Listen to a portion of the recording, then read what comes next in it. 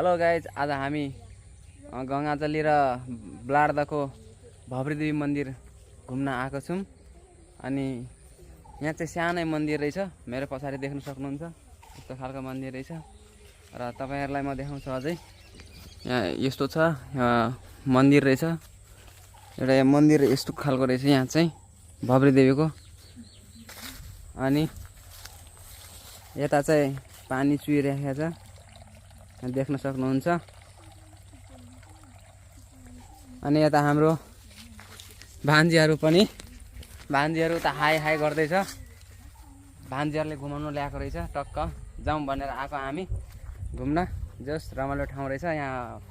भान्जीहरूले भन्दैछ picnic sports पनि हो क्या अरे यहाँ। एकदम दसैँ तिहारको बेलामा चाहिँ एकदम रमाइलो हुँदो रहेछ। त्यही भएर घुम्न को आउनु भएको छ आउनु होला घुम्न। म मन्दिरको पछाडि अगाडि बसेको छु। मेरो भान्जी मुसु मुसु त्यहाँ हाँसिरहेछ। मेरो भान्जी मुसु मुसु हाँसिरहेछ। र यता सिधै गयो भने ब्लार्दा सायद चोक पुग्छ होला हैन? ब्लार्दा चोक पुग्छ।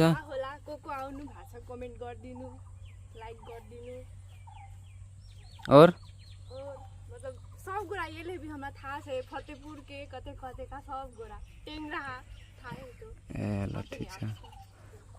अब भान्जीले जति जानेका कुरा भान्जीले सबै भन्दै गयो। अब म त यहाँको मान्छे पनि हैन, मेरो घर त उता पारी हो। त्यही भएर भान्जीले जति जाने बुझेको कुरा भान्जीले भनिदिसक्यो।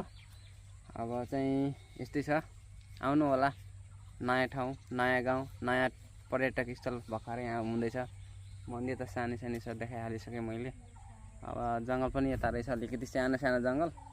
ए यस्तो छ।